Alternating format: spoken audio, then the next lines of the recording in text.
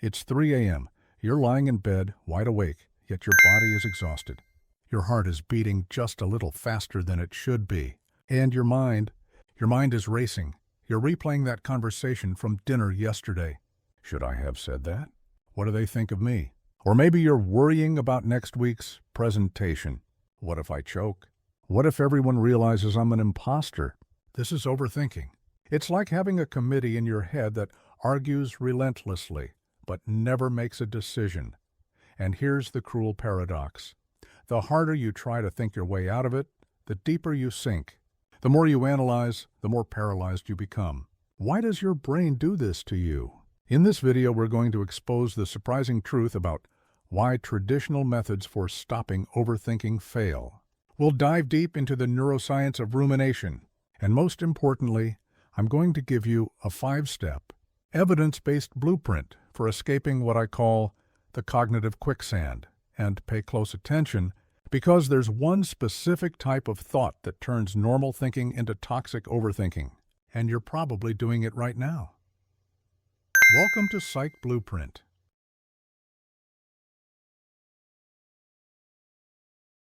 To defeat overthinking, we need to fundamentally change how we understand it. Most of us are operating under a core misunderstanding.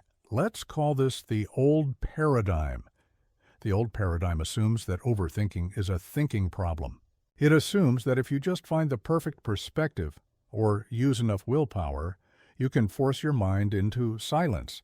But what if I told you that overthinking isn't a thinking problem at all? The new paradigm, grounded in modern neuroscience, treats overthinking as an emotional regulation and physiological problem. It's not a glitch in your software. It's your hardware alarm system getting stuck in the on position. Imagine you're walking in the jungle and suddenly step into the cognitive quicksand. When you fall into quicksand, what's your first instinct? Panic, struggle, fight, but in quicksand, that's exactly what kills you. That intense movement liquefies the sand around you, causing you to sink faster. The only escape is to do the counterintuitive thing. Stop struggling, lie back to distribute your weight, and slowly roll out. Overthinking works the same way. When you encounter uncertainty, your brain perceives it as a threat. You try to regain control by thinking frantically. But this mental struggle signals to your brain that the threat is real, which increases your anxiety and sinks you deeper. You cannot think your way out of cognitive quicksand. You have to change your physiological state. This distinction changes everything, and later on, I'll show you a breathing technique developed at Stanford that can change that state and stop an anxiety spiral in under 30 seconds. But first, we need to understand the mechanics of this trap. So what exactly is overthinking? Problem solving is actively seeking solutions. Reflection is looking back at the past to learn. Overthinking is different. It's a loop of passive, negative, self-referential thoughts. It just generates distress. It generally comes in 2 flavors. Rumination, past-focused. Why did that happen? It's tied to guilt and depression, worrying, future-focused. What if I fail? It's tied to fear and anxiety. Both are forms of repetitive negative thinking, RNT.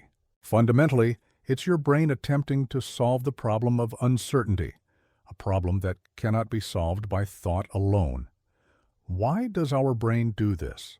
We need to look at the power struggle between the amygdala and the prefrontal cortex, PFC. The amygdala is your threat detection center. The PFC is your rational executive center. In a balanced brain, the PFC regulates the amygdala. However, when you're chronically stressed or facing overwhelming uncertainty, the amygdala takes over. This is called an amygdala hijack. And here's the critical point. When the amygdala is overactive, it decreases activity in the PFC. In other words, the more anxious you get, the harder it is to think clearly. This explains why trying to use logic to combat anxiety often fails when you are in the middle of a thought spiral. Additionally, there's the default mode network, DMN. Research shows that in overthinkers, the DMN is hyperactive and gets stuck in self-referential loops. And this brings us to the toxic thought pattern I mentioned earlier. It's the self-judgmental thinking that accompanies rumination and worry. It's not just "I made a mistake." It's "I made a mistake and I am a complete failure." This self-criticism is the accelerant that supercharges the amygdala and deepens the cognitive quicksand. Now you might be thinking, "But I need to think things through to make good decisions." This is a common confusion between diligence and paralysis. Diligence is gathering relevant information within a defined time frame. Paralysis is when information gathering becomes a form of procrastination to avoid the discomfort of uncertainty. The line is diminishing returns. If thinking more is not yielding new insights, you have entered the cognitive quicksand. And we're going to cover why the most common advice, "just think positive," actually makes overthinking worse later in the solutions section. The consequences of living in the cognitive quicksand are severe. Physically, the chronic elevation of cortisol is linked to inflammation, impaired immune function, and destroys your sleep. Mentally, it leads to missed opportunities. Consider the story of Anna. Anna is a brilliant architect, but when she decided to repaint her apartment, a low-stakes decision, she froze. She spent 3 weekends lost in design blogs. She brought home 50 swatches of gray.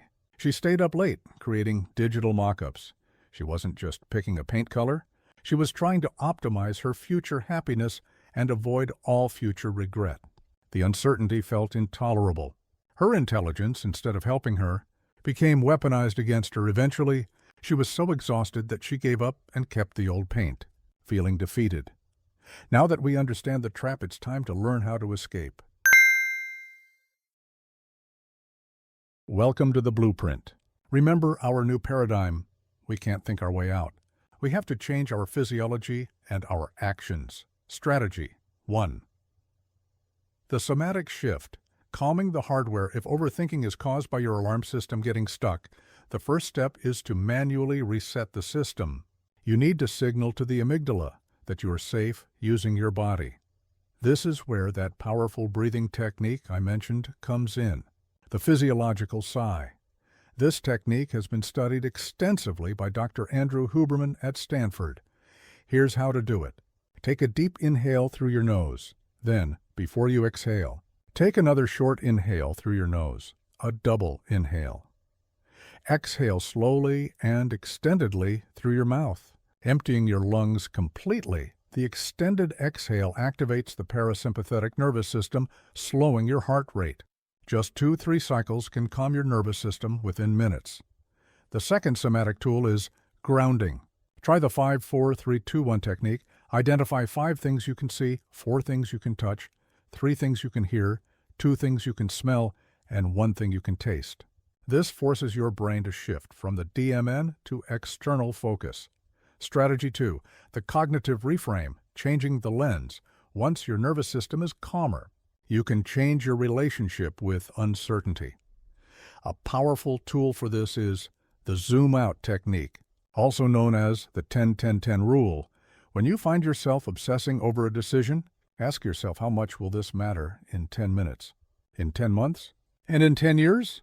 Most things we overthink are insignificant in the grand scheme. Another reframe is name it to tame it. When you notice you're overthinking, observe them and label them objectively. Say to yourself, this is rumination. This activates the PFC and reduces activity in the amygdala. Strategy 3. The time-boxed worry, containing the chaos. If you're a chronic worrier, trying to stop worrying altogether can backfire. This is why just think positive, or trying to suppress thoughts fails. It's called ironic process theory. If I tell you not to think of a white bear, you'll only think about it. Instead, give yourself permission to worry, but on your terms, using scheduled worry time. Pick a time, set aside 15 minutes each day. e.g., 5 p.m. Postpone the worry. During the day, briefly note the topic and tell yourself, I'll think about this at 5 p.m. Worry and stop.